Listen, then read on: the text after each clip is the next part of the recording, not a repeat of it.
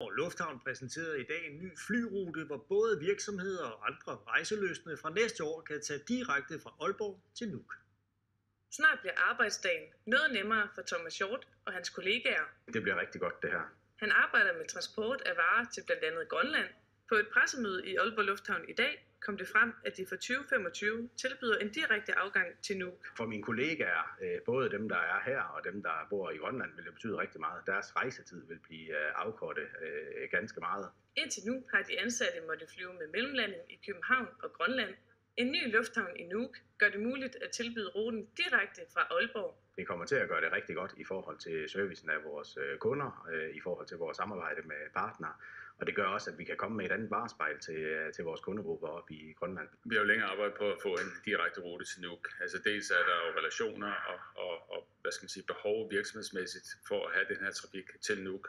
Og vice versa er der også behov for trafik tilbage fra Nuuk til Aalborg. Arctic Import fragter mange af deres varer på skibe. Den nye transportmulighed kan være en økonomisk gevinst. Så vi tror, vi får mere forretning, men egentlig ikke for at spare penge på rejser. Det skal være ud fra, at vi sparer rejsetid og dermed kan blive mere effektive. Udover varetransport kan rejselystne nordjyder også benytte sig af de faste afgange, der afgår hver tirsdag og torsdag. Den rute den kommer til at stå på i princippet 3 ben. En forretningsmæssig ben, hvor vi understøtter erhvervslivet, har opbakning for erhvervslivet til det her. Så kommer vi til at stå på et fritidsben, altså hvor der er leisure-trafik, grupperejser og alt muligt andet, der skal til Grønland, til Nuuk.